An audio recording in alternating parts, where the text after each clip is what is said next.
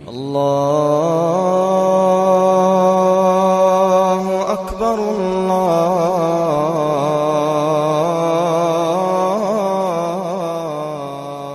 اکبر۔ اعوذ باللہ من الشیطان الرجیم، بسم اللہ الرحمن الرحیم۔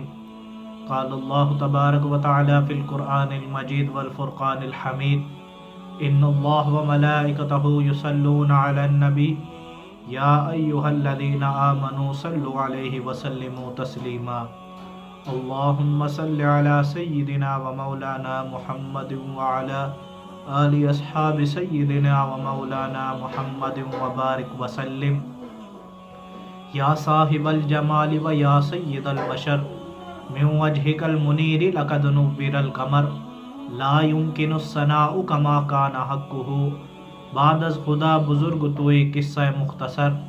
بعد از حمد و صلات اور درود شریف کا نذرانہ پیش کرنے کے بعد میں آپ کا میزبان حافظ محمد اسامہ ارشد بھیروی آپ کی خدمت میں حاضر ہوں۔ احباب ذی وقار، آج ہم نماز کے اندر نمازی جو فاصلہ دے کر کھڑے ہوتے ہیں اس کے بارے میں سنیں گے کہ کیا آیا اس طرح کرنا ٹھیک ہے یا نہیں۔ تو احباب ذی وقار، علماء فقہا یہاں جواز کا حکم ذکر کرتے ہیں اور فرماتے ہیں کہ لوگ جماعت کے لیے صرف آتے ہی اسی لالچ سے ہیں کہ انہیں ثواب مل سکے۔ تو اگر جس طرح آج یہ وبا کا دور چل رہا ہے تو اگر کوئی شخص اس طرح فاصلہ دے کر کھڑا ہو تو اسے منع نہ کیا جائے، لیکن ایک بات ذہن میں رہنی چاہیے کہ یہ وہ چیز ہے جو صرف اس دور کے لیے ہے، اس وبا کے زمانے کے لیے ہے۔